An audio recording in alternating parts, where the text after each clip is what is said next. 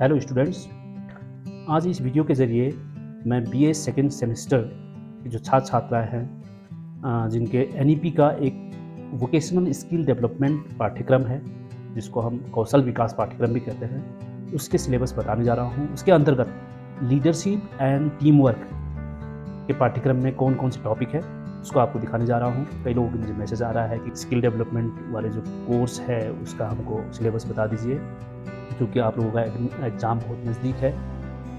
मेरे ख्याल से 29 को इसका एग्ज़ाम है, तो आप अगर थोड़ी बहुत इसको देख लेंगे, नेट से भी थोड़ी बहुत तैयारी कर लेंगे तो कुछ लिखने के लिए आपको कुछ ना कुछ मटेरियल ज़रूर मिल जाएगा। तो इसका जो सिलेबस है आप देख रहे होंगे इस समय, यूनिट वाइज आप स्क्रीन में देख रहे हैं। 4 यूनिट है इसके अंतर्गत। पहला जो यूनिट है वो है लीडरशिप, यानी कि meaning, nature, concept and myths about leadership. Meaning का मतलब हो गया अर्थ, यानी कि लीडरशिप का क्या अर्थ है, लीडरशिप की कैसी प्रकृति होती है, उसकी संकल्पना क्या है, इसको लीडरशिप कहते हैं, यानी कि अर्थ और संकल्पना लगभग एक ही चीज़ है। और उसके साथ साथ लीडरशिप के साथ कुछ भ्रांतियाँ जुड़ी हुई होती है, मिथ्स है लीडरशिप के संबंध में, उसके बारे में आपने थोड़े बहुत अध्ययन कर लेना है। तो पहला टॉपिक तो ये हुआ। फिर दूसरा है कंपोनेंट ऑफ लीडरशिप, यानी कि नेतृत्व के तत्व, कौन कौन से तत्व होते हैं नेतृत्व के, उसका थोड़ा बहुत आप देख लीजिए लेटर के जरिए, या थोड़े बहुत आप खुद भी लिख सकते हो बना के। फिर है टाइप्स ऑफ लीडरशिप, यानी कि नेतृत्व के प्रकार, जो कि यहाँ दिया हुआ है। पहला प्रकार दिया है पॉलिटिकल लीडरशिप, यानी कि राजनीतिक नेतृत्व। फिर है सोशियो कल्चरल लीडरशिप, यानी कि सांस्कृतिक तथा सामाजिक नेतृत्व। फिर है इनोवेटिव लीडरशिप, जिसको हम कह सकते हैं सृजनात्मक नेतृत्व या अभिनव नेतृत्व। फिर है एनलाइटेंड लीडरशिप, यानी कि प्रबुद्ध नेतृत्व। फिर है क्रिएटिव लीडरशिप, क्रिएटिव लीडरशिप का मतलब हो गया रचनात्मक नेतृत्व। फिर एडमिनिस्ट्रेटिव लीडरशिप, यानी कि प्रशासनिक नेतृत्व। और अंत में जो लीडरशिप का प्रकार है वो है कॉर्पोरेट लीडरशिप, जिसको हम कह सकते हैं संयुक्त नेतृत्व भी कह सकते हैं, या संगठित नेतृत्व भी कह सकते हैं, या निगमित नेतृत्व भी कह सकते हैं। तो ये लीडरशिप के कुछ प्रकार थे, इसके बारे में आपको थोड़ा थोड़ा अध्ययन कर लेना है। फिर थ्योरीज ऑफ लीडरशिप, यानी कि लीडरशिप के जो सिद्धांत है उनको भी थोड़ा बहुत देख लेना है। लीडरशिप ट्रेड्स, यानी कि लीडरशिप की क्या क्या विशेषताएं होती है, कौन कौन सी विशेषताएं होती है, उसको पढ़ लेना है। लीडरशिप पावर एंड इन्फ्लुएंस, यानी कि नेतृत्व के साथ सत्ता, पावर जिसको हम कहते हैं, और प्रभाव का कैसा संबंध रहता है, उसके बारे में थोड़ी बहुत आप लोग बना के भी लिख सकते हो। बहुत आप लोग राजनीतिक विज्ञान से जुड़े हुए हो और थोड़ी बहुत टीवी वगैरह में भी देखते रहते हो, तो इनको आप थोड़ी बहुत बना के भी लिख सकते हो, और थोड़ा इंटरनेट के माध्यम से अध्ययन आप जरूर कर सकते हैं। फिर है नेक्स्ट यूनिट, यूनिट नंबर 2, वो है लीडरशिप स्टाइल, यानी कि नेतृत्व के कौन कौन सी शैलियाँ होती है।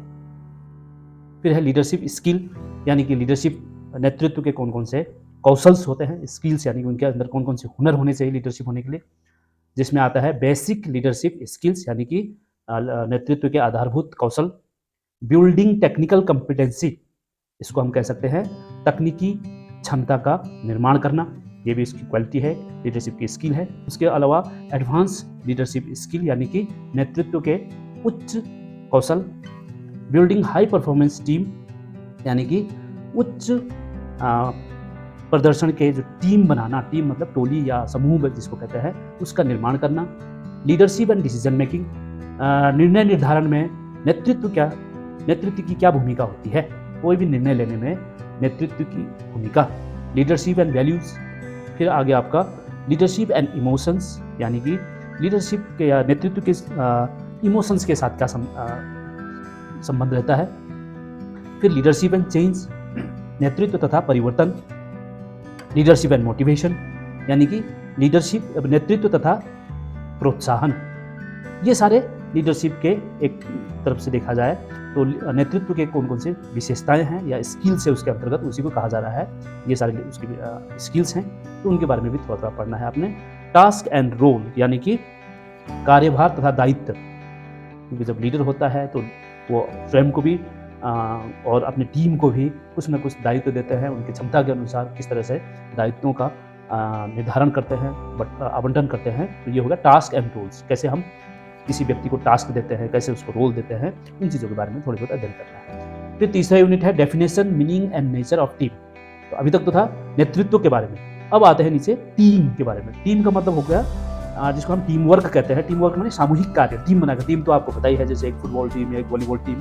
टीम वर्क जिसको कहते हैं, माने टीम वर्क का मतलब होता है सामूहिक तरीके से कार्य करना। तो कैसे हम सामूहिक तरीके से काम कर सकते हैं, तो उसमें पहले सबसे पहले टीम क्या होता है, टीम का अर्थ क्या है, टीम की प्रकृति क्या होती है, उसको थोड़ा बहुत आपने पढ़ लेना है। फॉर्मेशन ऑफ टीम, टीम कैसे बनाते हैं, एक समूह बनाना है हमको कोई भी कार्य करने के लिए, तो उसको हम कैसे फॉर्म करते हैं, कैसे बनाते हैं, यानी उसको बनाने के लिए कौन कौन सी चीज़ों को ध्यान में रखना होगा। टीम फॉर्मेशन, जैसे आप क्रिकेट एक टीम बनाओगे अपने लिए, तो क्या कौन कौन सी चीज़ों को ध्यान में रखते हुए एक टीम बनाते हो, तो ठीक वैसे ही हर विशेष कार्य के लिए टीम का निर्धारण आवश्यक है। तो उसको फॉर्म करने के लिए, बनाने के लिए क्या क्या हमको सोचना होगा। फिर आता है role, structure and size of team, यानी कि जो टीम है उसका क्या रोल होगा, किस कार्य के लिए उसको बनाया गया है, उसका क्या दायित्व होगा। फिर स्ट्रक्चर, उसकी संरचना कैसी होगी, और उसकी साइज क्या होगी, उसका आकार क्या होगा, कितने लोगों की वो टीम बनेंगे। तो ये सारे टीम फॉर्मेशन के कुछ आधारभूत तत्व है। फिर है टीम बिल्डिंग प्रोसेस, यानी कि जब हम टीम बनाते हैं तो उसकी कौन कौन सी प्रक्रियाएं होती है, यानी कि टीम निर्धारण प्रक्रियाएं भी कह सकते हैं हम इसको। टाइप्स ऑफ टीम, टीम के प्रकार, कितने प्रकार के टीम होते हैं, आप इसको नेट में देखेंगे आपको मिल जाएगा। तो यहाँ दिखाया भी है। प्रॉब्लम सॉल्विंग टीम, यानी कि एक टीम जिसको कोई एक निश्चित समस्या का निवारण के लिए बनाया गया है, तो उसको हम कहते हैं प्रॉब्लम सॉल्विंग टीम। कोई भी अचानक कोई समस्या आ गई है, उसका समाधान करना है, उसके लिए हमने टीम बनाया है, तो वो हो गया प्रॉब्लम सॉल्विंग टीम। फिर है cross functional team. Cross functional team का मतलब हो गया कुछ इस प्रकार की टीम जिसमें विभिन्न क्षेत्र के विशेषज्ञ वाले लोग हैं, यानी विभिन्न क्षेत्र में जिसको महारत हासिल है, उनके द्वारा हम एक टीम का निर्माण करते हैं, तो उसको हम कहते हैं cross functional team. Virtual team, virtual का मतलब आप जानते होंगे, जो आजकल कंप्यूटर के माध्यम से होता है उसको हम वर्चुअल कहते हैं, ऑनलाइन। तो ऑनलाइन भी हम लोगों को जोड़ सकते हैं, तो उसको कहते हैं virtual team. Characteristics of effective team, एक टीम को बनाने के लिए, इफेक्टिव टीम को बनाने के लिए उनकी क्या क्या कैरेक्टरिस्टिक्स, उसकी विशेषताएं होनी चाहिए। Difference between group and team, अब जब हम टीम कहते हैं, टीम को समूह भी कह रहे हैं, तो एक्चुअली ग्रुप को समूह कहा जाता है। तो ग्रुप यानी कि समूह और टीम में क्या अंतर है, थोड़ा सा आपने इसको भी जानना होगा, इसको भी पढ़ाई करनी होगी। यानी कि ग्रुप किसको कहते हैं और टीम किसको कहते हैं।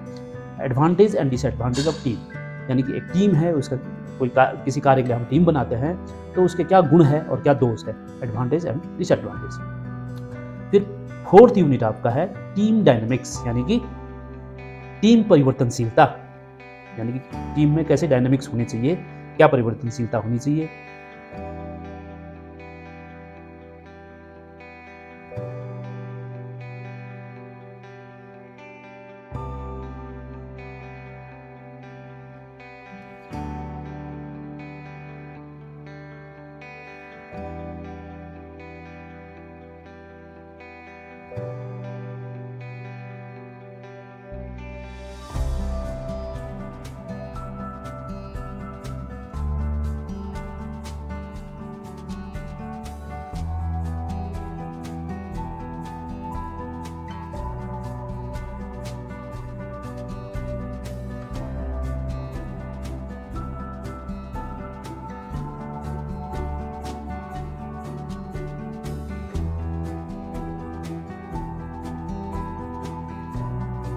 कारक होते हैं, उसको हम कहते हैं factors affecting team work.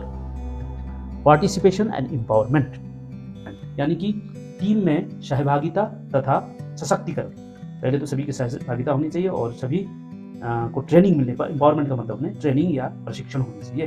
Team decision making techniques, यानी कि जब हम टीम वर्क करते हैं उसमें निर्णय निर्धारण के कौन कौन से तकनीक होते हैं, उसको कहते हैं टीम डिसीजन मेकिंग टेक्निक्स। तो ये आपके सिलेबस हुए, तो इसके अनुसार आप थोड़ी बहुत तैयारी कर लेंगे, और ये आप लिखित परीक्षा जब दोगे, जैसे कि और पेपर में भी आपने दिया होगा, वो 75 मार्क्स के दिए हैं आपने, और 25 मार्क्स के आपने असाइनमेंट बनाने हैं।